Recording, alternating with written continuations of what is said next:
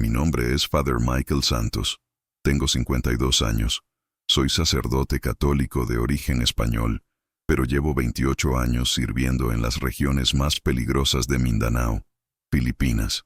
Lo que voy a contarte hoy puede que no me creas, pero te juro por la sangre de Cristo derramada en la cruz que cada palabra es absolutamente real.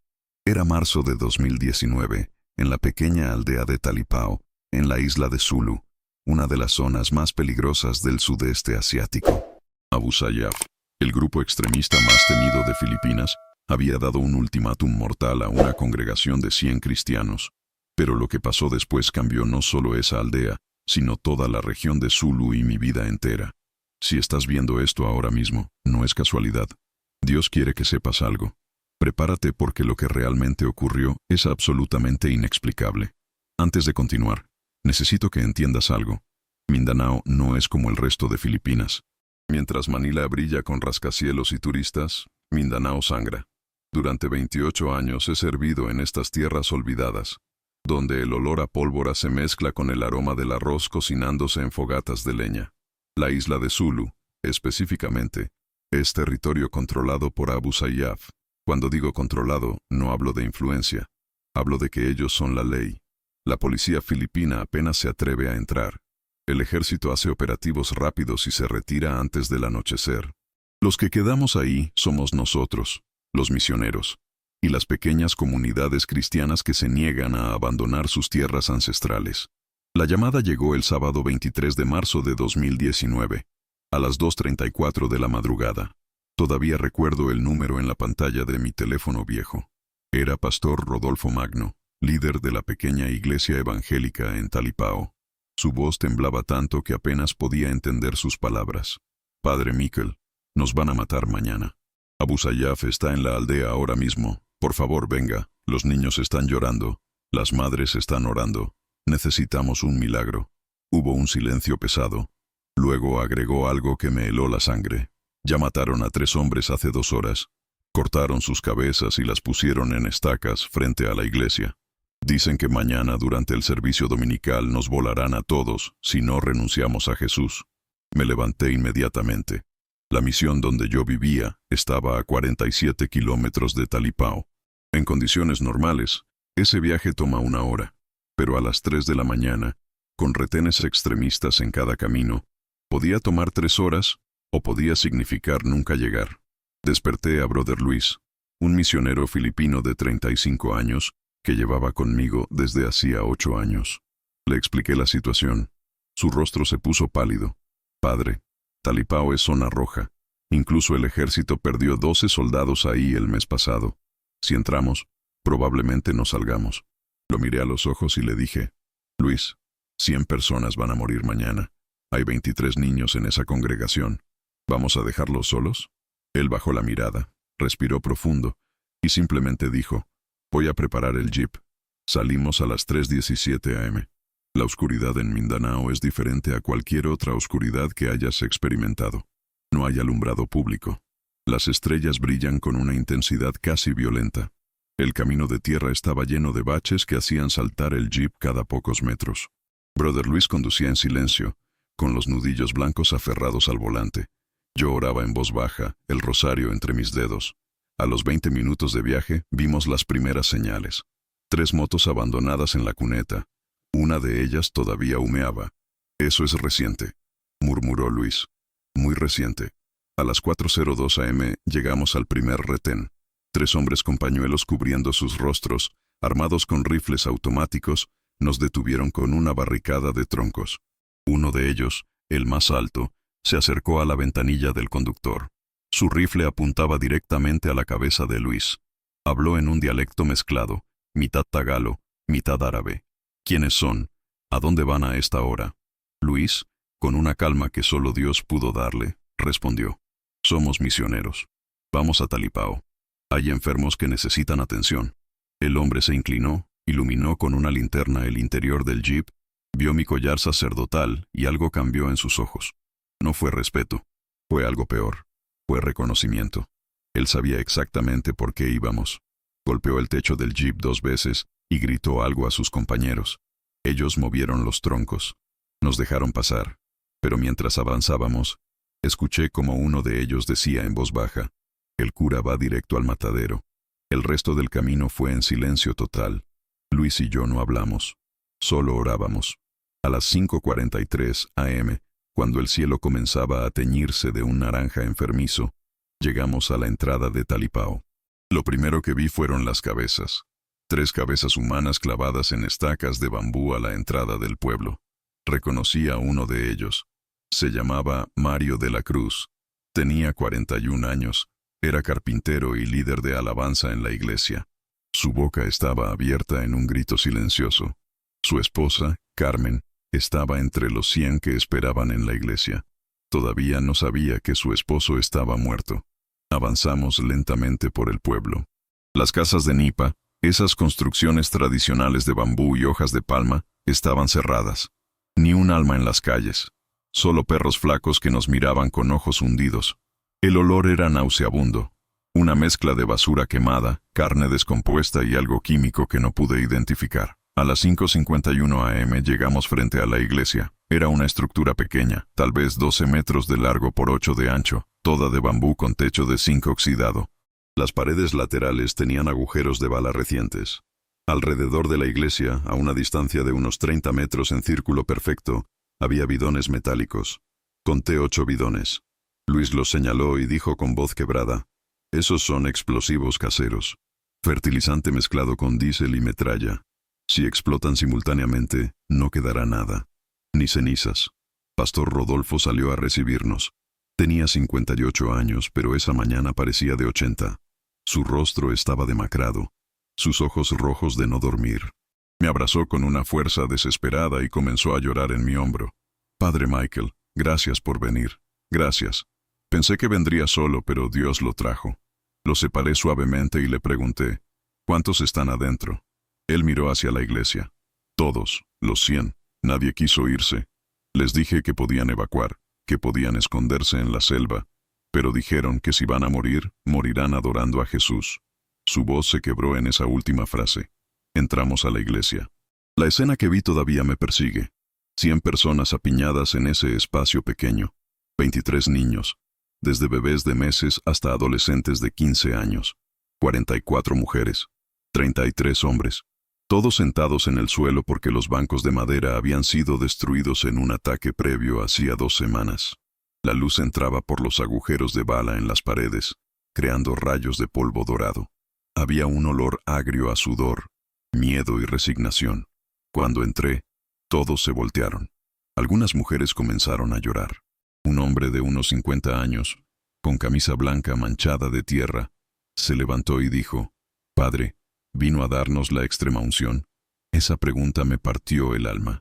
Me paré frente a ellos, miré sus rostros. Ahí estaba Carmen de la Cruz, la esposa de Mario, sosteniendo a su bebé de 8 meses. Ella todavía no sabía que su esposo era una de las cabezas en las estacas. Ahí estaba la familia Reyes completa. El padre, Ernesto de 38 años, la madre, Ana de 35, y sus 5 hijos, desde el mayor de 14 años hasta la pequeña de 3 años.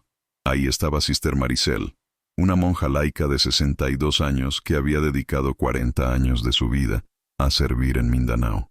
Sus manos arrugadas sostenían un rosario gastado. Ahí estaba Joshua, un joven de 19 años que estudiaba para ser pastor. Sus ojos brillaban con una mezcla de terror y determinación. «Hermanos», comencé a hablar, y mi voz resonó en ese espacio pequeño. «Vine porque Dios me llamó a estar con ustedes. No sé qué va a pasar hoy. No sé si viviremos o moriremos. Pero sé una cosa. Dios no nos ha abandonado, ni los va a abandonar». Una mujer al fondo, de unos 45 años, gritó: «Padre, ellos mataron a Mario, a Berto y a Tomás anoche. Cortaron sus cabezas como si fueran animales. ¿Dónde estaba Dios entonces?». La iglesia se llenó de un silencio pesado. Todos esperaban mi respuesta. Respiré profundo. «Hermana, no tengo todas las respuestas, pero sé que Mario, Berto y Tomás ahora están con Cristo. Y nosotros, los que quedamos, tenemos que decidir algo ahora mismo. ¿Vamos a renunciar a Jesús para salvar nuestro cuerpo? ¿O vamos a mantenernos firmes y confiar que Él tiene el control incluso de lo que parece una derrota?». Pastor Rodolfo se acercó y me susurró al oído: Padre, necesito contarle algo. Anoche, mientras orábamos, 3 personas diferentes tuvieron la misma visión. Vieron ángeles de fuego rodeando esta iglesia. Vieron una luz tan brillante que los extremistas no podían acercarse. Vieron a Jesús mismo parado en la entrada. Se le quebró la voz. Pero también vieron sangre. Mucha sangre. No sabemos si es nuestra sangre o la de ellos. Esa información me heló. 3 personas con la misma visión no es coincidencia. Es profecía. Eran las 6:24 a.m. El sol ya había salido completamente. Afuera, el calor comenzaba a ser sofocante. La temperatura en Zulu a esas horas ya alcanza los 32 grados centígrados. Pero dentro de esa iglesia de zinc, se sentían como 40. Los niños estaban inquietos. Los bebés lloraban. Las madres intentaban calmarlos con canciones de cuna susurradas. Le pregunté a Pastor Rodolfo, ¿a qué hora dijeron que vendrían? Él tragó saliva. Comandante Yusuf dijo que a las 10 de la mañana, durante el servicio dominical, dijo que quiere que estemos todos reunidos adorando a nuestro Dios falso cuando nos vuele en pedazos. Dijo que quiere enviarnos a todos juntos al infierno. Comandante Yusuf. Ese nombre ya era una leyenda oscura en toda la región. Yusuf no era su nombre real, obviamente. Nadie conocía su verdadera identidad. Lo que sí sabíamos era su historial. Responsable de al menos 47 secuestros en los últimos 5 años. Responsable de 23 decapitaciones confirmadas. Había sido entrenado en campos de entrenamiento en el sur de Filipinas y, según rumores, también en el extranjero. Era despiadado. Una vez secuestró a un misionero canadiense y lo mantuvo cautivo durante 8 meses. Cuando el gobierno se negó a pagar el rescate, lo decapitó en video y envió la grabación a todas las iglesias de la región como advertencia. Ese video todavía circula en la internet oscura. Yo lo vi una vez. Fue suficiente para nunca olvidar la maldad pura que existe en este mundo. ¿Cuántos hombres tiene Yusuf aquí?, le pregunté a Rodolfo. 23. Todos armados con AK-47. 4 de ellos tienen chalecos explosivos. Yusuf tiene el detonador maestro. Si él presiona ese botón, los 8 bidones alrededor de la iglesia explotan simultáneamente. La onda expansiva destruirá todo en un radio de 50 metros. Hizo una pausa. Padre, esta iglesia está a 30 metros del centro de los bidones. No hay escapatoria. Miré mi reloj. 6:41 a.m. Teníamos 3 horas y 19 minutos antes del ataque programado. Tomé una decisión. Vamos a orar. Pero no vamos a orar con miedo. Vamos a orar con autoridad. Vamos a declararle a las fuerzas de las tinieblas que esta iglesia está cubierta por la sangre de Cristo. Vamos a orar hasta que algo se rompa en el mundo espiritual. Pastor Rodolfo asintió. Reunimos a todos en un círculo. Los 100 personas, apiñadas, hombro con hombro. Comenzamos a orar. No fue una oración suave. Fue una oración de guerra. Los hombres clamaban con voces fuertes. Las mujeres lloraban y adoraban. Los niños, asustados al principio, comenzaron a unirse. Un niño de 7 años, llamado Samuel, comenzó a cantar Cristo vive con su voz aguda. Uno por uno, todos se unieron al canto. A las 7:15 a.m. algo extraño comenzó a suceder. Una de las mujeres, María Santos, de 52 años, comenzó a temblar violentamente. Pensé que era un ataque epiléptico. Corrí hacia ella. Pero cuando la toqué, sus ojos se abrieron completamente y habló con una voz que no era la suya. Era más profunda, más autoritaria. Así dice el Señor, no teman, porque yo estoy con ustedes. Hoy verán la salvación del Señor. Hoy el enemigo que ven hoy, no lo volverán a ver. Manténganse firmes. Adoren. No dejen de adorar, porque en la adoración está su victoria. Luego, María colapsó. Cuando despertó 30 segundos después, no recordaba nada de lo que había dicho. Esas palabras galvanizaron a la congregación. El miedo no desapareció completamente, pero fue reemplazado por algo más poderoso, fe militante. Decidimos que no importaba lo que pasara, íbamos a adorar, íbamos a cantar, íbamos a declarar que Jesús es Señor, incluso si nos mataban haciéndolo. Pastor Rodolfo sacó una guitarra vieja, le faltaban 2 cuerdas, pero sonaba. Comenzó a tocar. Las voces se elevaron. Grande es el Señor y digno de alabanza, en la ciudad de nuestro Dios. El sonido llenó esa iglesia pequeña y se derramó hacia afuera, hacia el pueblo silencioso, hacia los extremistas que nos rodeaban. A las 8:03 am, escuchamos los primeros disparos. No eran dirigidos a nosotros, eran disparos al aire, una advertencia, una forma de recordarnos que ellos estaban ahí, que controlaban el pueblo, que éramos sus prisioneros. Brother Luis, que había estado vigilando por una de las ventanas rotas, se acercó y me dijo: «Padre, los veo. Están posicionándose. 3 hombres en el techo de la casa de enfrente. 4 más detrás de los árboles al este. Todos armados. Todos esperando». Le puse mi mano en su hombro. «Luis, mantén tu mirada en Jesús, no en ellos». A las 8:47 am, un jeep militar entró al pueblo. Durante un momento, un destello de esperanza recorrió la iglesia. «Es el ejército», gritó alguien. Pero esa esperanza duró exactamente 12 segundos. Escuchamos una ráfaga de disparos automáticos, una explosión, y luego gritos. El jeep militar se retiró a toda velocidad. Lo que no sabíamos en ese momento era que el ejército había intentado un rescate sorpresa, pero Yusuf tenía informantes dentro de las Fuerzas Armadas. La emboscada estaba preparada. 2 soldados filipinos murieron en ese intento fallido. Sus cuerpos quedaron en la calle. Esto enfureció a Yusuf. Pastor Rodolfo recibió un mensaje de texto en su teléfono a las 8:52 am. Decía simplemente: «Por ese intento estúpido, ahora será más doloroso». 10 am. Prepárense. La atmósfera en la iglesia cambió. Los niños ahora lloraban abiertamente. Algunas madres entraron en ataques de pánico. Una mujer de 28 años, Rosalinda, comenzó a hiperventilarse. Tuve que ayudarla a respirar en una bolsa de papel. Su hija de 5 años, Angélica, me miraba con ojos enormes y me preguntó: «Padre, ¿vamos a ver a Jesús hoy?». No supe qué responder, solo la abracé. A las 9:15 am, decidí hacer algo arriesgado. Le dije a Pastor Rodolfo: «Voy a salir. Voy a hablar con Yusuf. Voy a intentar negociar». Él me agarró del brazo con fuerza. «Padre, no. Te matarán antes de que digas 2 palabras». Yo sabía que probablemente tenía razón, pero también sabía que no podía quedarme sin hacer nada. «Rodolfo, soy extranjero, soy español. Matar a un sacerdote católico europeo traería una atención internacional que ellos no quieren. Tal vez eso nos compre tiempo». Él me soltó lentamente. «Que Dios lo proteja, padre». Salí de la iglesia a las 9:22 am. El sol era cegador. El calor me golpeó como una pared sólida. Caminé lentamente hacia el centro del pueblo, mis manos levantadas, mi rosario visible colgando de mi cuello. A unos 40 metros de distancia vi a un grupo de hombres armados. Uno de ellos, el que estaba al centro, era claramente el líder. Alto, tal vez 1.85 metros, complexión robusta, barba negra espesa, ojos oscuros que parecían vacíos de toda humanidad. Vestía ropa militar negra y un pañuelo verde atado a su cabeza. En su pecho, un chaleco lleno de cables y paquetes de explosivos C4. En su mano derecha, un detonador del tamaño de un teléfono celular. «Comandante Yusuf». «¿Quién eres tú?», gritó en inglés con acento pesado. Me detuve a unos 15 metros de distancia. «Soy Father Michael Santos, sacerdote católico. Vine a pedirte que dejes ir a estas personas. Son inocentes, son civiles.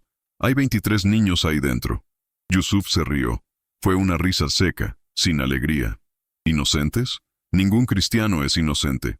Ustedes son cruzados, invasores. Han profanado estas tierras con su religión falsa durante 500 años. Escupió al suelo. Hoy eso termina. Hoy envío a 100 de ustedes a su infierno.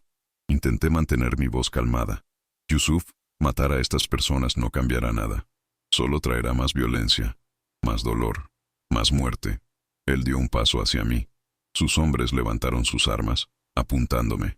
Sacerdote, tu Dios es débil. Si tu Dios es tan poderoso, que venga y los salve. Yo quiero ver ese milagro. Hizo una pausa. Tienes 38 minutos. Vuelve a tu iglesia. Muere con tus ovejas. Y cuando te encuentres con tu Jesús, dile que Yusuf lo venció. No había nada más que decir. Di media vuelta y caminé de regreso a la iglesia. Cada paso se sentía como caminar hacia mi propia ejecución. Cuando entré, todos me miraron expectantes. Negué con la cabeza. No hacían falta palabras. Todos entendieron. Íbamos a morir en 38 minutos. Pastor Rodolfo se paró frente a la congregación. Su voz, que había estado quebrada todo el día, De repente se volvió firme. Hermanos, hoy no es el fin, es el comienzo. Si morimos hoy, morimos como mártires. Nuestras vidas sembrarán semillas que producirán una cosecha que no podemos ni imaginar. Así que levántense y adoremos al único Dios verdadero. Adoremos como si ya hubiéramos ganado, porque en Cristo ya ganamos. Las personas comenzaron a ponerse de pie, uno por uno. Primero los adultos, luego los jóvenes. Finalmente los niños, todos de pie, las manos levantadas, las voces unidas. A Dios sea la gloria, por siempre amén. El sonido era poderoso. No era perfecto musicalmente.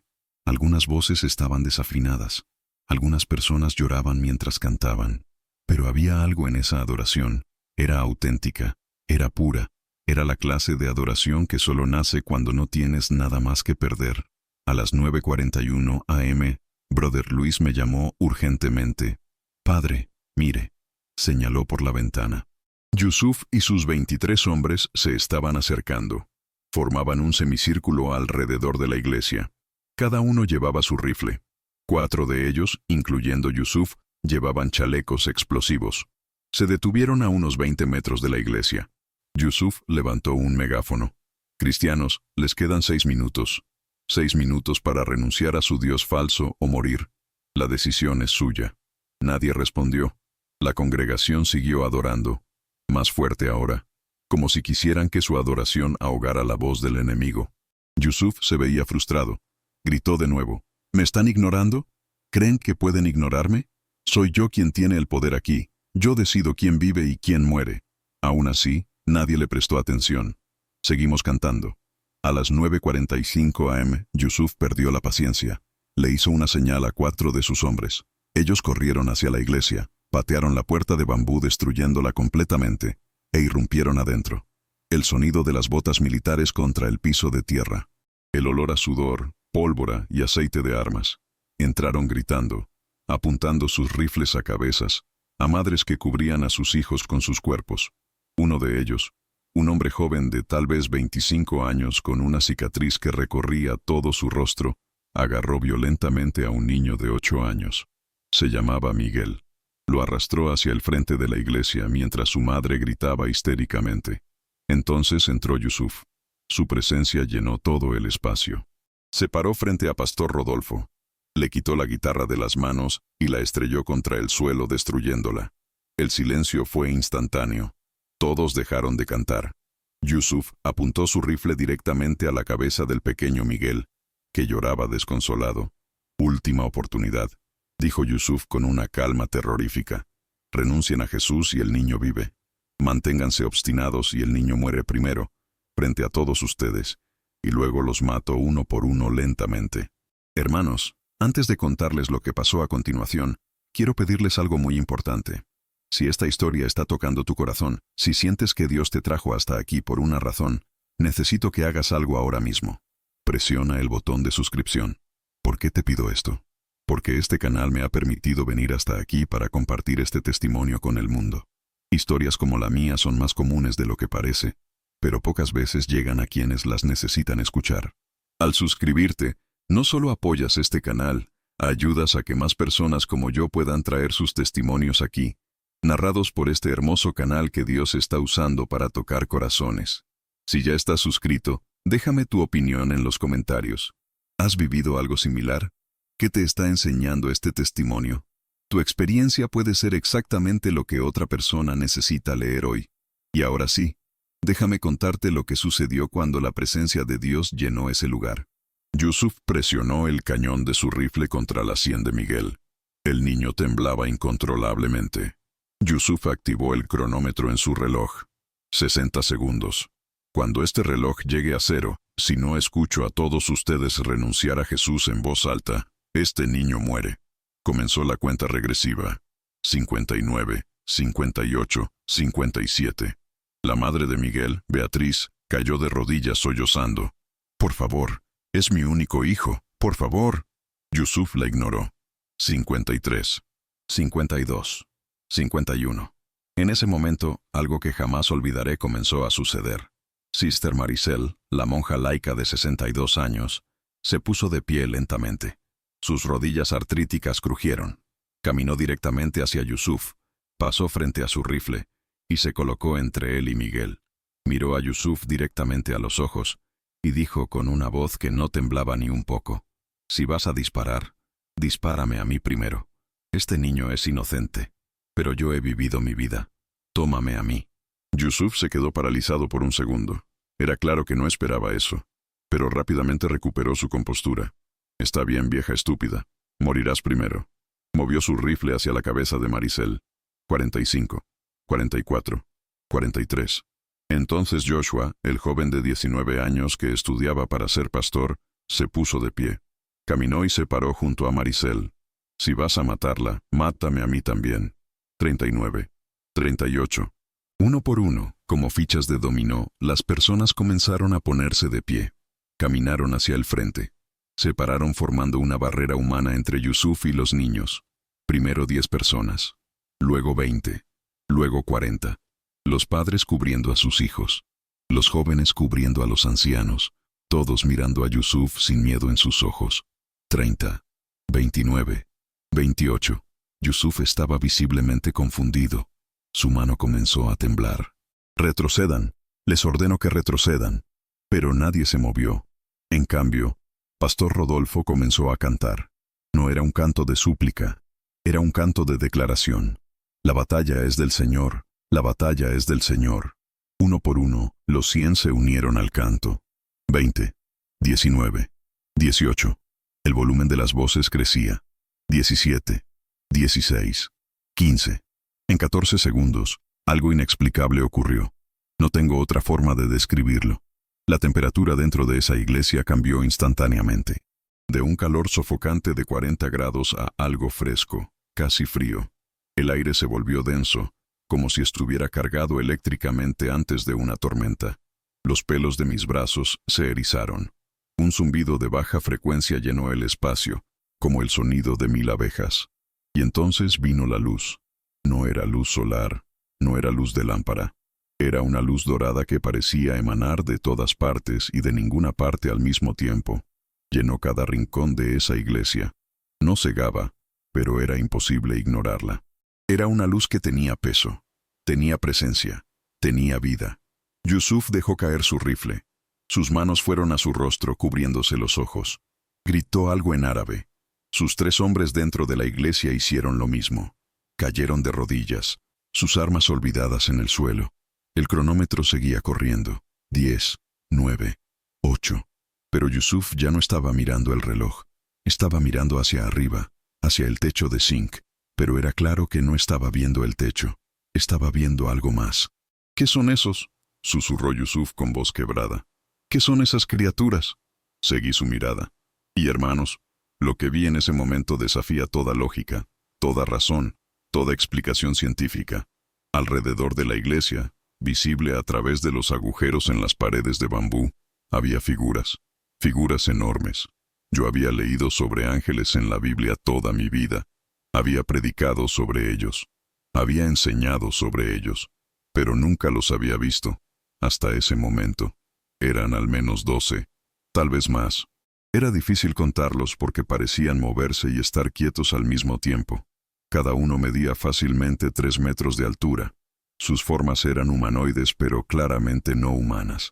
Vestían algo que parecía armadura, pero brillaba con una luz que parecía viva. No llevaban armas visibles, pero emanaban un poder que hacía que el aire mismo vibrara. Sus rostros eran hermosos de una manera que asustaba. No eran rostros suaves o amables. Eran rostros de guerreros, rostros de jueces, rostros de ejecutores de justicia divina. Pero lo más impactante eran sus ojos. No eran ojos humanos. Eran como llamas de fuego líquido.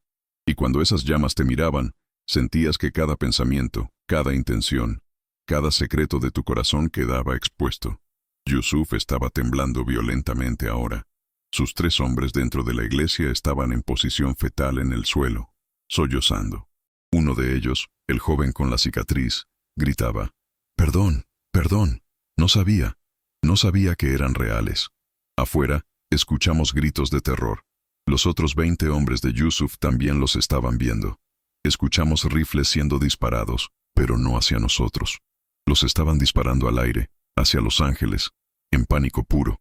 Pero las balas no hacían nada. Simplemente desaparecían antes de alcanzar a esas criaturas celestiales. Luego escuchamos el sonido de hombres corriendo, tropezando, gritando en terror mientras huían. Yusuf seguía de rodillas, mirando hacia arriba. De su boca salían palabras en árabe que yo no entendía, pero que sonaban como súplicas desesperadas. Entonces, uno de los ángeles, el que estaba directamente frente a la puerta destruida de la iglesia, dio un paso hacia adelante. Cuando su pie tocó el suelo, la tierra tembló. No fue un terremoto, fue algo más específico. Fue como si la tierra misma reconociera la autoridad de ese ser. El ángel habló, no con voz audible como la nuestra. Fue algo que se escuchó directamente en el espíritu. Todos lo escuchamos al mismo tiempo, cada uno en su propio idioma. Yo lo escuché en español. Los filipinos lo escucharon en tagalo. Yusuf y sus hombres lo escucharon en árabe. Y el mensaje fue idéntico para todos. Esta congregación está bajo el pacto de sangre del Cordero de Dios. No tienes autoridad aquí. Retírate ahora, o enfrenta el juicio del Altísimo. Yusuf comenzó a arrastrarse hacia atrás, aún de rodillas. Sus manos buscaban desesperadamente el detonador que había dejado caer. Lo encontró. Sus dedos temblaban tan violentamente que apenas podía sostenerlo. Me di cuenta de lo que estaba a punto de hacer. Iba a presionar el botón. Iba a detonar los explosivos alrededor de la iglesia en un último acto de desafío o locura. Abrí mi boca para gritar, pero no salió sonido. El ángel levantó su mano. Solo eso. Levantó su mano con la palma hacia adelante. Y en ese instante, el detonador en la mano de Yusuf simplemente se desintegró. No explotó. No se derritió. Se convirtió en polvo fino que se deslizó entre sus dedos como arena. Yusuf miró su mano vacía con incredulidad total. Luego miró al ángel. Y algo se rompió dentro de él. Comenzó a llorar. No era un llanto suave. Era un llanto gutural, visceral. El llanto de un hombre cuya alma entera estaba siendo desgarrada. Cayó postrado, su rostro contra la tierra. No soy digno, gritaba en inglés ahora. No soy digno de estar frente a ustedes. He matado, he torturado, he destruido. Soy un monstruo. Mátenme. Por favor, mátenme y acaben con esto. Sus 3 hombres dentro de la iglesia estaban en estado similar. El joven con la cicatriz gateó hacia donde estaba el pequeño Miguel, que seguía llorando en brazos de Sister Maricel.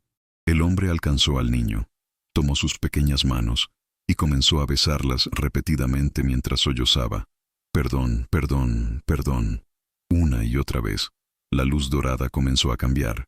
Se volvió más suave, más cálida. Y entonces, en el centro de esa luz, apareció otra figura.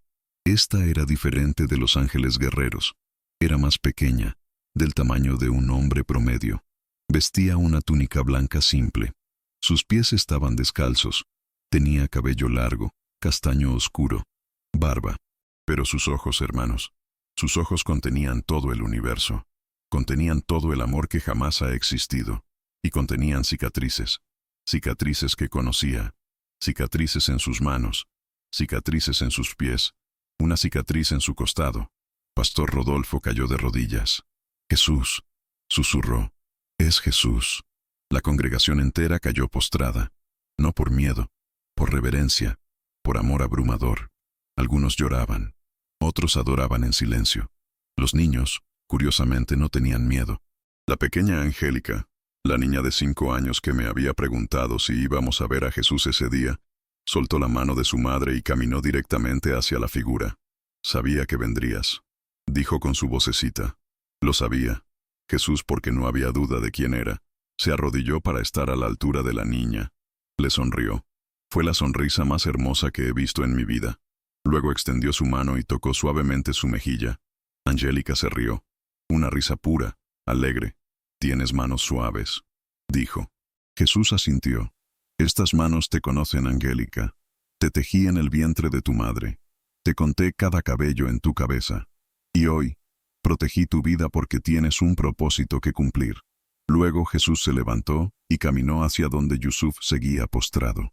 El comandante terrorista que había causado tanto dolor, tanta muerte, tanto sufrimiento, ahora estaba reducido a nada, temblando en la tierra. Jesús se arrodilló junto a él, puso su mano sobre la espalda de Yusuf, y Yusuf gritó, no de dolor, de algo más profundo. Era el grito de un hombre que estaba siendo limpiado de décadas de oscuridad. Amir, dijo Jesús. Todos nos sorprendimos. Amir. Ese era su nombre real, el nombre que nadie conocía. Amir, hijo de Hassan, nacido en 1979 en Jolo. Cuando tenías 9 años viste cómo soldados mataron a tu padre frente a ti. Cuando tenías 12 años te reclutaron a la fuerza. Cuando tenías 15 años te forzaron a matar por primera vez. Tu alma ha estado muriendo desde entonces. Has buscado sentido en la violencia. Has buscado justicia en la venganza. Pero lo único que has encontrado es más vacío. Yusuf, o Amir, levantó su rostro. Estaba cubierto de tierra, lágrimas y mocos. ¿Cómo sabes todo eso?, preguntó con voz quebrada. Jesús sonrió tristemente. Porque estuve ahí, Amir, en cada momento. Lloré cuando mataron a tu padre. Lloré cuando te quitaron tu infancia. Lloré cada vez que mataste porque sabía que estabas matando parte de ti mismo. Y he esperado este día. He esperado el día en que finalmente te encontraras con la verdad. ¿Por qué?, sollozó Amir. ¿Por qué esperaste por mí? He matado a 47 personas. He torturado. He violado. He destruido familias. Soy basura. Soy escoria. Merezco el infierno. Jesús negó con la cabeza lentamente. Amir, vine a buscar y salvar lo que se había perdido. Y tú has estado perdido desde que tenías 9 años. Pero hoy, si lo eliges, puedes ser encontrado. Hoy puedes nacer de nuevo. Hoy puedes convertirte en quien siempre estuviste destinado a ser. ¿Cómo?, preguntó Amir desesperadamente. ¿Cómo puedo ser perdonado después de todo lo que he hecho? Jesús extendió sus manos, las manos con las cicatrices. ¿Ves estas marcas? Estas fueron hechas hace 2000 años. Fueron hechas por hombres que me odiaban. Fueron hechas para pagar una deuda que tú no podías pagar. Estas cicatrices compraron tu libertad, Amir. Ya está pagado. La pregunta no es si puedes ser perdonado. La pregunta es, ¿aceptas el perdón? Amir miró esas manos cicatrizadas, y algo en él se quebró completamente. Tomó esas manos y comenzó a besarlas, a empaparlas con sus lágrimas. Sí, gritaba entre sollozos. Sí, acepto, acepto. No entiendo cómo es posible. No entiendo cómo puedes amarme. Pero acepto. Por favor, sálvame. Por favor, cámbiame. Por favor, hazme nuevo. La luz se intensificó, tan brillante que tuve que cerrar los ojos. Cuando los abrí nuevamente, la figura visible de Jesús ya no estaba, pero su presencia seguía llenando todo el espacio. Los ángeles guerreros también habían desaparecido, pero algo había cambiado fundamentalmente. El aire mismo se sentía diferente, más limpio, más puro, como después de una tormenta fuerte que lava todo. Amir estaba sentado en el suelo, mirando sus propias manos como si las viera por primera vez. Su rostro era diferente. Las líneas de dureza, de crueldad, de años de violencia, parecían haberse suavizado. Sus ojos, que antes parecían muertos, ahora brillaban con algo que solo puedo describir como vida nueva. Se puso de pie lentamente, como un recién nacido aprendiendo a caminar. Miró a la congregación. 100 pares de ojos lo miraban de vuelta. Yo, comenzó con voz temblorosa, yo vine aquí para matarlos a todos. Vine a destruir. Vine a sembrar terror. Pero ustedes, su voz se quebró. Ustedes no me respondieron con odio. No me maldijeron. No me escupieron. En cambio, estaban dispuestos a morir por proteger a sus hijos. Estaban dispuestos a enfrentar la muerte cantando. Y su Dios. Las lágrimas corrían libremente por su rostro ahora. Su Dios me mostró quién soy realmente. No un guerrero, no un comandante, sino un niño herido que ha estado perdido durante 30 años. Pastor Rodolfo se puso de pie. Caminó lentamente hacia Amir. Los dos hombres se miraron. El pastor, que había estado aterrorizado horas antes, ahora tenía una paz sobrenatural en su rostro. Extendió su mano hacia Amir. Hermano, dijo simplemente. Amir miró esa mano extendida. Luego miró el rostro de Rodolfo. Y comenzó a llorar de nuevo. Tomó esa mano. Y Rodolfo hizo algo que ninguno de nosotros esperaba. Lo abrazó. Abrazó al hombre que había venido a masacrarlos a todos, uno por uno. Otros miembros de la congregación se pusieron de pie. Caminaron hacia Amir, y uno por uno lo abrazaron. Carmen de la Cruz, cuyo esposo Mario había sido decapitado por hombres de Amir, caminó hacia él. Todos pensamos que iba a abofetearlo, a gritar, a exigir justicia. En cambio, tomó su rostro entre sus manos y dijo: «Mi esposo está con Jesús ahora, y tú acabas de nacer de nuevo. Eres mi hermano ahora». Y lo besó en la frente. Los 3 hombres de Amir que habían estado dentro de la iglesia también estaban transformados. El joven con la cicatriz, cuyo nombre después supe que era Rashid, seguía abrazando al pequeño Miguel, pidiendo perdón repetidamente. La madre de Miguel, Beatriz, se acercó a él. Rashid se encogió, esperando su ira. Pero ella simplemente dijo: «Mi hijo está vivo porque Dios lo protegió, y tú estás vivo porque Dios tiene un plan para ti. Levántate. Ya no eres quien eras». Afuera, escuchamos ruidos. Los otros 20 hombres de Amir estaban regresando lentamente. Podíamos verlos a través de las paredes rotas de la iglesia. Caminaban como zombies, en shock total. Sus armas estaban tiradas en el suelo, abandonadas. Cuando llegaron frente a la iglesia, todos cayeron de rodillas simultáneamente. Uno de ellos, un hombre mayor de unos 45 años, gritó: «¡Vimos ángeles! ¡Vimos ángeles de fuego!». Uno de ellos habló y dijo que este lugar está protegido por el Dios Altísimo. ¿Qué hacemos? ¿Qué hacemos ahora? Amir salió de la iglesia. Sus hombres lo miraron con confusión. Su líder, el hombre que les había enseñado a matar sin piedad, tenía lágrimas en su rostro y una paz que nunca habían visto antes. «Hermanos», dijo Amir con voz que resonó con autoridad, pero una autoridad diferente a la que había tenido antes. «Durante años les he mentido. Les dije que estábamos luchando por Dios, pero hoy conocí al verdadero Dios, y Él no quiere nuestra violencia, quiere nuestros corazones». Uno de los hombres, claramente confundido, preguntó: «Comandante Amir, ¿qué estás diciendo? ¿Te han lavado el cerebro?». Amir negó con la cabeza. «No, Malik. Por primera vez en mi vida, mi cerebro está claro. He vivido en oscuridad desde que tenía 9 años. Hoy, la luz me encontró. Y esa misma luz quiere encontrarlos a ustedes también». Los siguientes minutos fueron caóticos y hermosos al mismo tiempo. Los 20 hombres armados, asesinos entrenados, terroristas con sangre en sus manos, comenzaron a desmoronarse emocionalmente uno por uno. Algunos lloraban, otros gritaban, otros permanecían en silencio, temblando. Pastor Rodolfo, con una sabiduría que solo podía venir del Espíritu Santo, les hizo una invitación: «Entren, vengan a la casa de Dios, no como enemigos, sino como hijos pródigos regresando a casa». Y entraron. Los 23. Se quitaron sus botas militares en la entrada como señal de respeto. Entraron descalzos a esa iglesia pequeña de bambú. Se mezclaron con las 100 personas que habían venido a matar. Y ahí, en ese espacio que había sido programado para ser una tumba, se convirtió en un lugar de nacimientos. 23 hombres, uno por uno, confesaron sus pecados.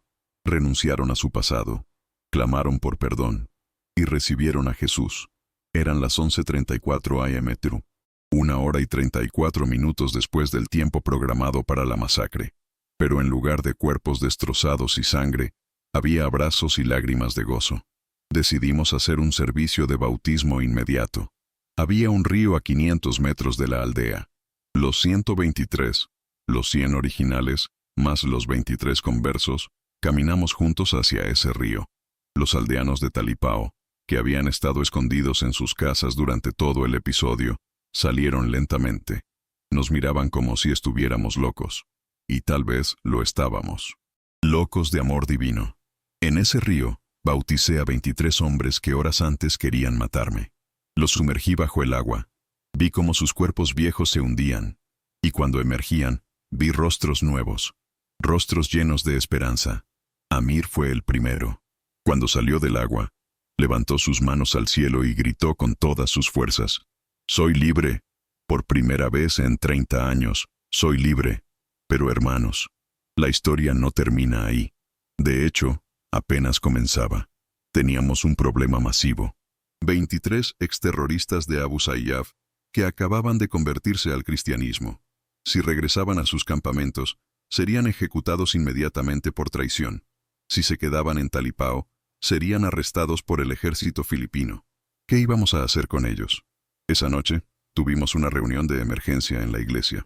Pastor Rodolfo, los líderes de la congregación, Brother Luis y yo discutimos opciones. Finalmente Amir habló. Padre Michael, durante 5 años he conocido cada campamento de Abu Sayyaf en Mindanao. Conozco cada líder, conozco cada plan, conozco dónde están los rehenes secuestrados. Tengo información que podría desmantelar toda la red. Hizo una pausa. Pero no quiero venganza. Quiero redención. Quiero que otros como yo tengan la oportunidad de conocer lo que yo conocí hoy. Esa declaración cambió todo. Con la ayuda de contactos que yo tenía en la Iglesia Católica, logramos negociar un acuerdo sin precedentes con el gobierno filipino. Amir y sus 23 hombres se entregarían voluntariamente. Compartirían toda su inteligencia. A cambio, recibirían protección y la oportunidad de un programa de rehabilitación especial. Fue controvertido. Muchos querían que fueran ejecutados. Pero hubo suficientes personas en posiciones de poder que vieron el valor de lo que estaba pasando. Durante los siguientes 6 meses, la información proporcionada por Amir y su grupo llevó a la liberación de 34 rehenes que habían estado cautivos durante meses, algunos durante años. Llevó al desmantelamiento de 7 campamentos principales de Abu Sayyaf. Llevó a la captura de 15 líderes de alto nivel. Pero más importante que todo eso, llevó a algo que nadie esperaba. Amir pidió permiso para regresar a Talipao después de completar su testimonio con las autoridades. Quería servir a la comunidad que había intentado destruir. Las autoridades estaban escépticas, pero la congregación de Talipao votó unánimemente a favor. Amir regresó 6 meses después del incidente. Esta vez, no como comandante Yusuf el terrorista, sino como Amir el siervo. Él y sus 23 hombres comenzaron a reconstruir la aldea. Construyeron casas para familias que habían perdido sus hogares en ataques previos. Construyeron una escuela para los niños. Construyeron un centro médico. Usaron todas las habilidades que habían aprendido en entrenamiento militar, pero ahora para construir en lugar de destruir. La transformación era tan radical que comenzó a atraer atención nacional e internacional. Pero lo más impactante vino un año después del incidente. Amir fue contactado por otros comandantes de Abu Sayyaf, no para matarlo, sino para preguntarle qué le había pasado. Querían saber cómo un hombre tan comprometido con su causa anterior ahora estaba sirviendo a los cristianos que antes odiaba. Amir les contó su testimonio. Y hermanos, aquí viene algo que todavía me deja sin palabras. En marzo de 2020, exactamente un año después del incidente original, 3 comandantes más de Abu Sayyaf vinieron secretamente a Talipao. Querían ver con sus propios ojos lo que Amir había descrito. Vinieron armados, desconfiados, listos para una trampa. Pero cuando llegaron y vieron la transformación, cuando vieron a Amir sirviendo a los mismos cristianos que había intentado masacrar, cuando vieron el amor genuino entre todos, algo se rompió en ellos también. Esos 3 comandantes, responsables de otros 60 hombres bajo su mando, se rindieron, no al gobierno, a Jesús, y trajeron a sus hombres con ellos. De repente, teníamos 63 exterroristas conversos. La pequeña iglesia de bambú ya no era suficiente. Tuvimos que construir un edificio más grande. La congregación creció de 100 a más de 400 en un año. Las historias de transformación seguían multiplicándose. Rashid, el joven con la cicatriz que había agarrado al pequeño Miguel durante el ataque, desarrolló una relación especial con ese niño. Miguel no le tenía miedo. De hecho, comenzó a llamarlo tío Rashid. Rashid, que nunca había conocido ternura, se convirtió en mentor de Miguel. Le enseñaba, jugaba con él, lo protegía.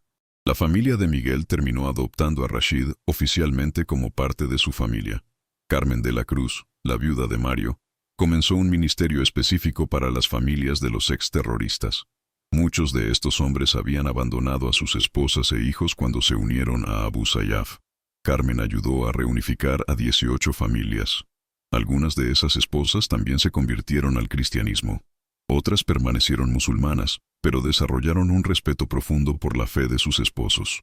Hermanos, mientras les cuento el impacto que este milagro sigue teniendo, quiero pedirles algo. En los comentarios, cuéntenme, ¿de qué país o ciudad están viendo este testimonio? Queremos conocerlos. Queremos orar por ustedes específicamente. Y si alguna vez han experimentado la protección de Dios de alguna manera, compártanlo. Tu historia puede ser exactamente la chispa que encienda la fe en el corazón de alguien más que está leyendo ahora mismo. También, si tienen algún consejo para este canal, alguna sugerencia de cómo podemos mejorar, o qué tipo de testimonios quieren escuchar, díganoslo. Su opinión es muy importante para nosotros. Ustedes son la razón por la que hacemos esto. Ahora déjenme contarles lo que pasó en los meses siguientes. La noticia de lo que había sucedido en Talipao comenzó a extenderse como fuego. Periodistas de Manila vinieron a investigar. Inicialmente venían con escepticismo. Pensaban que era propaganda. Pero cuando entrevistaron a los testigos, cuando verificaron los registros del gobierno sobre la liberación de rehenes y el desmantelamiento de campamentos terroristas, cuando vieron con sus propios ojos la transformación de la aldea, no pudieron negar la realidad. El periódico filipino Daily Inquirer publicó un artículo de portada el 15 de agosto de 2020 titulado «Del terror a la redención, el milagro de Talipao». El artículo incluía entrevistas con oficiales militares filipinos que confirmaban que la inteligencia proporcionada por los conversos había sido invaluable. Incluía entrevistas con rehenes liberados que confirmaban que sin esa información probablemente estarían muertos. Incluía fotografías del antes y después de Talipao. El contraste era asombroso. Pero no todo fue fácil. Hubo resistencia. Del lado extremista, Abu Sayyaf puso una recompensa de 500,000 pesos en la cabeza de Amir. Lo consideraban el traidor más grande en la historia de la organización. Hubo 3 intentos de asesinato en el primer año. Los 3 fallaron de maneras que solo puedo describir como intervención divina. En uno de los intentos, el sicario enviado para matar a Amir terminó siendo desarmado por un niño de la aldea que había visto el rifle y gritó alertando a todos. El sicario fue capturado. Y hermanos, no van a creer esto. Ese sicario también se convirtió. Se llama Hassan. Ahora es uno de los evangelistas más efectivos en Mindanao. Del otro lado, hubo resistencia de cristianos que no podían aceptar que estos hombres merecían perdón. Recibimos cartas de odio, amenazas, acusaciones de que estábamos siendo ingenuos, de que estos terroristas solo estaban fingiendo conversión para infiltrarse. Hubo incluso cristianos que organizaron protestas pidiendo que los conversos fueran encarcelados de por vida, sin importar su transformación. Eso fue doloroso. Más doloroso que la oposición de los extremistas, porque venía de nuestros propios hermanos en la fe. Pero Pastor Rodolfo, con una sabiduría que yo admiraba profundamente, les respondió públicamente: si el perdón de Dios es suficiente para ellos, pero no para nosotros perdonar, entonces estamos diciendo que somos más justos que Dios. Y eso es el pecado más peligroso de todos. En diciembre de 2020 sucedió algo que nadie anticipó. El obispo católico de la diócesis de Jolo, un hombre llamado Monseñor Antonio Reyes, visitó Talipao. Era una visita altamente inusual dado el peligro de la zona, pero Monseñor Reyes había escuchado los testimonios y quería verificar personalmente. Pasó 3 días en la aldea. Habló con todos. Oró con todos. Al final de su visita, hizo una declaración que causó controversia en círculos religiosos. He visto con mis propios ojos lo que solo había leído en el libro de Hechos. He visto enemigos convertirse en hermanos. He visto perseguidores convertirse en predicadores. He visto al Espíritu Santo moverse con poder como no había visto en mis 40 años de ministerio. Esa declaración abrió puertas. Otras denominaciones comenzaron a enviar equipos misioneros a Talipao. No para evangelizar porque la evangelización ya estaba explotando orgánicamente, sino para aprender. Querían entender qué había sucedido. Querían ver si podía ser replicado. Se formó un movimiento que llamaron el Modelo Talipao, reconciliación radical basada en el perdón incondicional. Para 2021, 2 años después del incidente original, la aldea de Talipao había plantado 12 iglesias satélite en otras comunidades de Sulu y Mindanao. Amir se había convertido en un evangelista itinerante, viajando por toda la región contando su testimonio. Y su testimonio tenía un poder único porque él podía entrar a lugares donde ningún otro misionero podía entrar. Él conocía el lenguaje, conocía la cultura, conocía las objeciones. Y más importante, él había vivido la transformación. En una de sus campañas evangelísticas en Basilan, otra isla problemática, Amir predicó a una audiencia de más de 800 personas. Entre esa audiencia había 40 miembros activos de grupos extremistas que vinieron para interrumpir el evento, posiblemente para matarlo.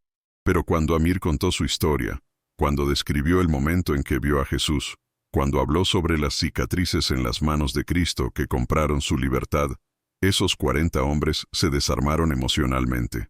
Al final de esa noche, 38 de ellos se entregaron a Cristo. Los otros 2 huyeron, pero reportes posteriores indicaron que también se convirtieron semanas después. El impacto no se limitó a Filipinas. Un cineasta cristiano de Corea del Sur escuchó la historia y viajó a Talipao en 2021 para hacer un documental. El documental, titulado Cuando los ángeles descienden, se estrenó en 2022 en el Festival de Cine Cristiano de Seúl. Ganó 3 premios, incluyendo Mejor Documental.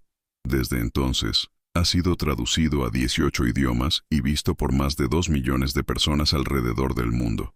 Cada vez que se proyecta, hay conversiones. En una proyección en Indonesia, 127 personas entregaron sus vidas a Cristo. En una proyección en Malasia, 89 personas. En India, 214 personas. Pero hermanos, lo que más me impactó personalmente sucedió en marzo de 2023, 4 años después del incidente. Recibí una llamada urgente de Pastor Rodolfo. Su voz temblaba, pero esta vez no era de miedo, era de emoción pura. Padre Michael, tiene que venir a Talipao inmediatamente. Algo increíble está pasando. Tomé el primer transporte disponible. Llegué esa misma noche. Lo que vi me dejó sin palabras. La pequeña aldea de Talipao estaba completamente transformada. Donde antes había casas destruidas, ahora había estructuras nuevas de concreto. Donde antes había calles de tierra llenas de basura, ahora había calles pavimentadas y limpias. Donde antes solo se escuchaban disparos y gritos, ahora se escuchaba música de adoración saliendo de múltiples casas. Pero eso no era lo increíble. Lo increíble era la reunión que estaba ocurriendo en el centro de la aldea. Había una carpa enorme, tal vez para 1000 personas. Estaba completamente llena, y en la plataforma, sentados uno al lado del otro, estaban Amir y un hombre que no había visto en años. Un hombre que yo conocía. Su nombre era General Ricardo Santos, comandante de las Fuerzas Especiales Filipinas en Mindanao, y junto a él estaban 3 hombres más. 3 exlíderes de Abu Sayyaf que habían sido responsables de ataques que mataron a más de 200 personas en total. Pastor Rodolfo me explicó rápidamente lo que había sucedido. Durante las últimas semanas, estos 3 líderes habían estado observando secretamente el movimiento en Talipao. Habían enviado espías. Habían interrogado a personas. Querían entender qué había convertido a Amir de un guerrero temido en un siervo humilde. Finalmente, hace 3 días, habían enviado un mensaje pidiendo una reunión. Querían escuchar personalmente el testimonio.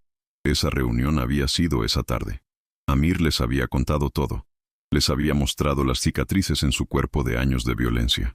Luego les había mostrado las fotos del día del milagro, las fotos de la iglesia rodeada de explosivos, las fotos de su rostro antes y después de su conversión. Les había presentado a Carmen, la viuda del hombre que él había ordenado decapitar. Les había presentado a Miguel, el niño a quien había amenazado con matar. Les había presentado a la congregación entera que había intentado masacrar. Y entonces había pasado lo imposible. Los 3 líderes terroristas, hombres responsables de décadas de violencia, se habían quebrado. Habían llorado como niños. Habían confesado que estaban cansados. Cansados de matar. Cansados de esconderse. Cansados de vivir con miedo constante. Cansados de la oscuridad. Y habían pedido lo mismo que Amir había pedido 4 años antes. ¿Puede Jesús perdonarnos también a nosotros? Ahí, frente a más de 800 testigos, esos 3 hombres se habían rendido. No solo espiritualmente, también físicamente. Habían contactado al general Santos, un cristiano comprometido que había estado siguiendo el movimiento de Talipao con interés, y habían negociado su rendición. A cambio de información completa sobre las operaciones restantes de Abu Sayyaf, recibirían la oportunidad de pasar por el mismo proceso de rehabilitación que Amir y sus hombres. La reunión a la que llegué esa noche era una celebración de bienvenida. Los 3 líderes, cuyos nombres eran Abdullah, Ibrahim y Mustafa, estaban siendo presentados a la comunidad. La tensión en el aire era palpable. Algunas personas en la audiencia habían perdido familiares en ataques ordenados por estos hombres. Pero Pastor Rodolfo subió a la plataforma y dijo algo que nunca olvidaré. Hermanos y hermanas, esta noche estamos presenciando algo que es absolutamente imposible en lo natural. Estamos sentados en la misma habitación con hombres que nos causaron un dolor indescriptible. Algunos de ustedes tienen razones legítimas para odiarlos, pero déjenme recordarles algo. Hace 4 años, estábamos en esta misma situación con Amir y sus hombres, y elegimos el perdón. Elegimos creer que Dios puede transformar cualquier vida. Y ahora miren a Amir. Miren lo que Dios hizo con él. Así que esta noche, tenemos la misma elección. ¿Vamos a permitir que Dios haga otro milagro? ¿O vamos a ceder al deseo de venganza? Hubo un silencio largo, pesado. Luego, Sister Maricel, ahora de 66 años, se puso de pie lentamente. Caminó hacia la plataforma. Se paró frente a Abdullah. Todos contuvimos la respiración. Abdullah había ordenado personalmente el ataque que destruyó la casa de oración donde Maricel servía en 2015. 3 monjas habían muerto en ese ataque. Maricel había sido la única sobreviviente. Maricel miró a Abdullah directamente a los ojos. Lágrimas corrían por su rostro arrugado. Durante 8 años, dijo con voz temblorosa pero firme, he orado por el hombre que mató a mis hermanas. He orado para que Dios lo alcanzara. He orado para que conociera el amor de Cristo. Y esta noche, Dios respondió mi oración, extendió sus brazos. Bienvenido a la familia, hermano. Abdullah colapsó en sus brazos, sollozando incontrolablemente. El hombre de 47 años, guerrero endurecido por décadas de combate, lloraba como un bebé en los brazos de la anciana monja a quien había intentado matar. Y en ese momento, la carpa entera estalló. No en violencia, en adoración. 1000 voces cantando Sublime Gracia en tagalo, español e inglés mezclados. Esa noche bauticé a Abdullah, Ibrahim y Mustafa en el mismo río donde había bautizado a Amir 4 años antes. Pero esta vez no éramos 123 personas. Éramos más de 1000. La noticia se había esparcido, y cristianos de toda la región habían venido a presenciar el evento. Cuando esos 3 hombres emergieron del agua, los cielos se abrieron con una lluvia torrencial. En Filipinas, la lluvia repentina es común, pero esta lluvia era diferente, era cálida, era refrescante. Y todos los presentes sentimos lo mismo simultáneamente. Era una confirmación del cielo. La información proporcionada por Abdullah, Ibrahim y Mustafa llevó al desmantelamiento completo de las operaciones de Abu Sayyaf en toda la región de Zulu en los siguientes 6 meses. 89 rehenes fueron liberados. 34 campamentos fueron desmantelados. 156 militantes activos fueron capturados. Y de esos 156 capturados, 67 eventualmente se convirtieron al cristianismo después de escuchar los testimonios de Amir y los otros líderes conversos. Para 2024, 5 años después del milagro original, la congregación de Talipao había crecido a más de 2000 miembros regulares. La aldea se había convertido en un centro de peregrinación. Personas de toda Asia venían a ver el lugar donde los ángeles habían descendido. La pequeña iglesia de bambú original había sido preservada como memorial. Construyeron un edificio nuevo al lado con capacidad para 1500 personas, pero mantuvieron la estructura original intacta, agujeros de bala y todo, como recordatorio de lo que Dios había hecho. El gobierno filipino, reconociendo el impacto único del movimiento de Talipao en la pacificación de Mindanao, otorgó un reconocimiento especial a la congregación en 2024. El presidente Marcos Jr. personalmente visitó Talipao y declaró: lo que los militares no pudieron lograr en 40 años de conflicto, el amor de Cristo lo logró en 5 años. Este es un modelo que toda la nación debe estudiar. Pero hermanos, el impacto más profundo no está en los números grandes o en el reconocimiento gubernamental. Está en las historias individuales que continúan desarrollándose. Déjenme contarles algunas. Miguel, el niño de 8 años que Amir amenazó con matar ese día terrible, ahora tiene 13 años. Hace 6 meses me envió un video. En él, aparece predicando en una reunión juvenil en Manila. Predica sobre el perdón radical. Cuenta su historia de cómo el hombre que lo amenazó de muerte se convirtió en su mentor espiritual. El video se volvió viral entre los jóvenes cristianos filipinos. Ha sido visto más de 500,000 veces. Miguel dice que cuando crezca, quiere ser misionero en zonas de conflicto, llevando el mensaje de reconciliación. Angélica, la niña de 5 años que caminó hacia Jesús sin miedo, ahora tiene 10 años. Ella afirma que todavía recuerda cada detalle de ese día. Dice que ve a Jesús en sus sueños frecuentemente y que Él le habla sobre su futuro. Según sus palabras, Jesús le dijo que ella será una constructora de puentes entre enemigos. No entiendo completamente qué significa eso, pero Pastor Rodolfo está discipulándola cuidadosamente. Rashid, el joven con la cicatriz, se casó hace un año. Su esposa es la hija de uno de los soldados filipinos que murieron en el intento de rescate fallido ese día. Cuando la familia de ella se enteró de quién era Rashid, hubo rechazo inicial. Pero él viajó personalmente a Manila, se reunió con la familia, les contó su testimonio completo y pidió perdón por todos los años que sirvió en Abu Sayyaf. La madre del soldado fallecido, después de escucharlo durante 3 horas, finalmente dijo: «Mi hijo murió luchando contra hombres como tú, pero murió para que hombres como tú pudieran ser libres. Tienes mi bendición». La boda fue una de las celebraciones más hermosas que he presenciado. Carmen de la Cruz, la viuda de Mario, se ha convertido en una líder prominente en el movimiento de reconciliación. Viaja internacionalmente hablando en conferencias sobre perdón extremo. Ha escrito un libro titulado Del luto a la danza, que ha sido traducido a 7 idiomas. En el libro, describe el momento exacto en que decidió perdonar a los hombres que decapitaron a su esposo. Dice que fue durante la adoración justo antes de que los ángeles aparecieran. Sintió la voz de Dios diciéndole: «Carmen, si no sueltas el odio ahora, te destruirá. Pero si lo sueltas, yo lo transformaré en algo hermoso». Ella eligió obedecer, y Dios cumplió su promesa. Amir, ahora de 44 años, es uno de los evangelistas más respetados en el sudeste asiático. Ha predicado en 14 países. Ha escrito 3 libros sobre su testimonio y sobre la teología de la redención radical. Está casado con una mujer filipina cristiana llamada Grace, que conoció durante una campaña evangelística. Tienen 2 hijos, uno de 2 años y uno de 6 meses.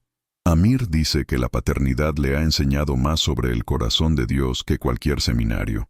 Ahora entiendo, dice, cómo Dios pudo amarme incluso cuando yo lo rechazaba, porque yo amo a mis hijos incluso cuando desobedecen. Ese amor no puede ser ganado ni perdido, simplemente es. Abdullah, Ibrahim y Mustafa han formado un equipo evangelístico que trabaja específicamente con excombatientes. Reconocen que los hombres que dejan grupos extremistas enfrentan desafíos únicos: trauma, culpa, dificultad para reintegrarse a la sociedad, amenazas constantes de sus excompañeros. Este equipo ha desarrollado un programa de 3 fases: rendición espiritual, sanidad emocional y reintegración práctica. En los últimos 2 años han trabajado con 234 excombatientes. De esos, 189 se han mantenido en su nueva fe y han encontrado empleos legítimos. Los otros 45 todavía están en proceso, pero ninguno ha regresado a la violencia.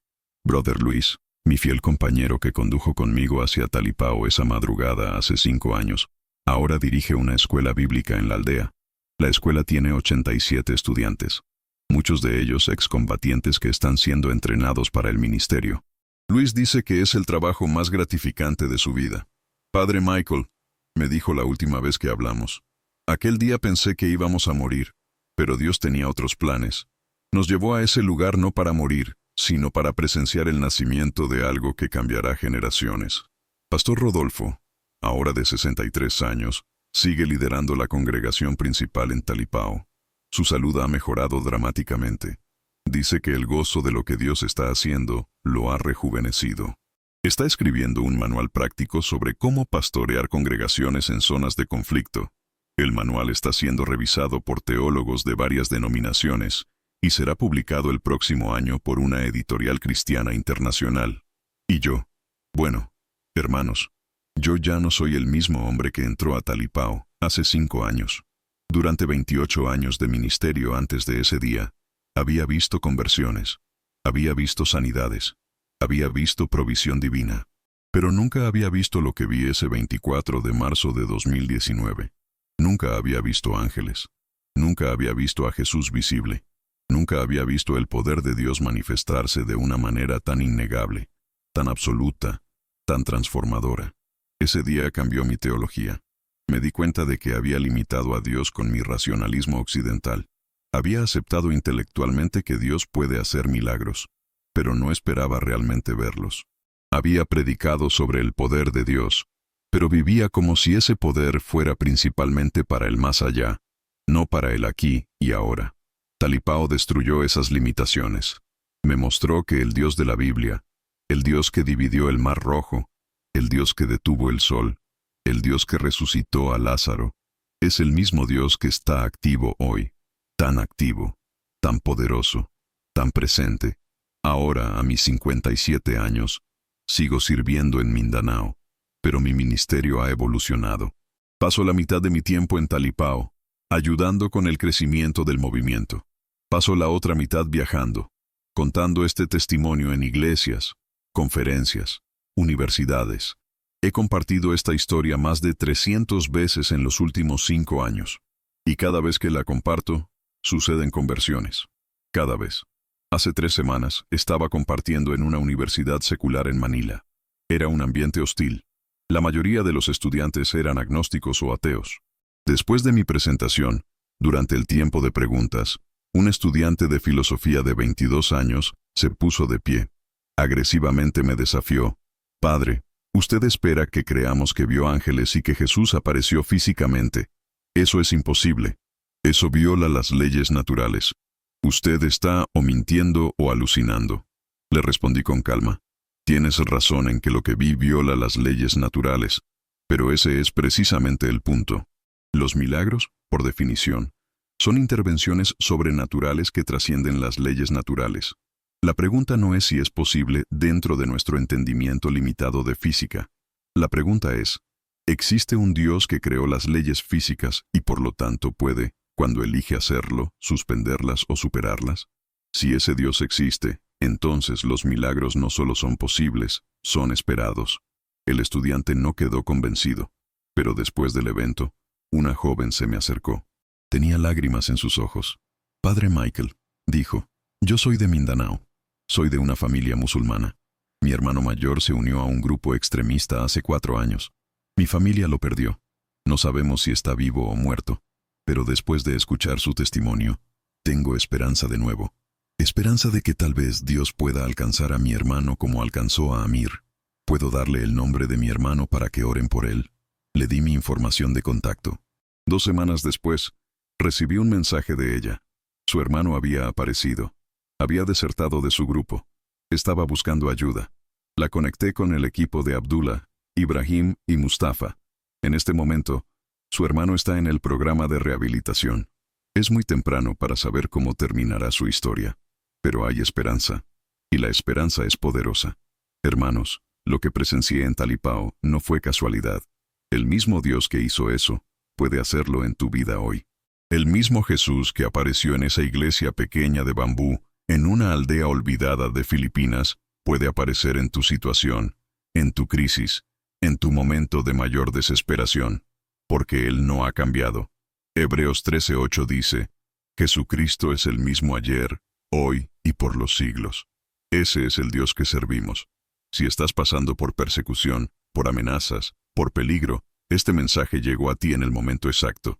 No es coincidencia. Dios quiere que sepas que Él te ve, que conoce tu situación, que ha asignado ángeles para protegerte, que está contigo incluso cuando todo parece perdido. Lo único que te pide es que no renuncies a tu fe, que sigas adorando incluso en medio del fuego, que sigas confiando incluso cuando no ves la salida. Y si eres alguien que ha causado daño a otros, si tienes sangre en tus manos, si has destruido vidas, si piensas que eres demasiado malo para ser perdonado, este mensaje también es para ti. Amir pensaba lo mismo. Abdullah, Ibrahim, Mustafa pensaban lo mismo, pero descubrieron que la gracia de Dios es más profunda que el pozo más oscuro de pecado humano. Descubrieron que las cicatrices de Cristo compraron su libertad, y esa misma libertad está disponible para ti hoy. No importa lo que hayas hecho, no importa cuánto tiempo hayas estado en oscuridad. Hoy puede ser tu día de liberación. Antes de irte, 3 cosas. Primero, si este testimonio tocó tu corazón, suscríbete a este canal. Recuerda que al hacerlo, ayudas a que más historias como esta puedan ser compartidas. Apoyas la misión de traer esperanza y fe a quienes más lo necesitan. Este canal es una herramienta que Dios está usando poderosamente, y tu suscripción es parte de esa obra. Segundo, comparte este video con alguien que necesite un milagro. Puede que sea tu madre en su lucha contra la enfermedad, tu hermano que está lejos de Dios, tu amigo que está pasando por persecución, tu vecino que ha perdido la esperanza. Alguien en tu vida necesita escuchar que Dios todavía hace milagros.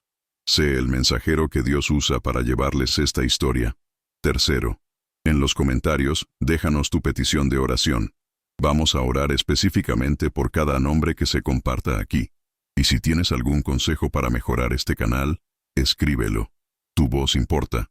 Tu experiencia importa. Tu testimonio puede ser la siguiente historia que compartimos aquí.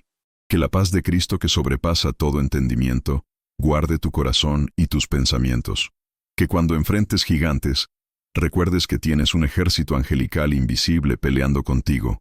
Que cuando enfrentes enemigos, recuerdes que esos enemigos pueden convertirse en hermanos. Que cuando enfrentes oscuridad, recuerdes que la luz siempre, siempre vence. En el nombre de Jesús, te bendigo. Te bendigo con fe inquebrantable. Te bendigo con protección divina. Te bendigo con la capacidad de perdonar lo imperdonable y amar lo que parece imposible de amar. Y te bendigo con tu propio testimonio de milagro que un día compartirás con el mundo. Hasta el próximo testimonio, hermano, hermana.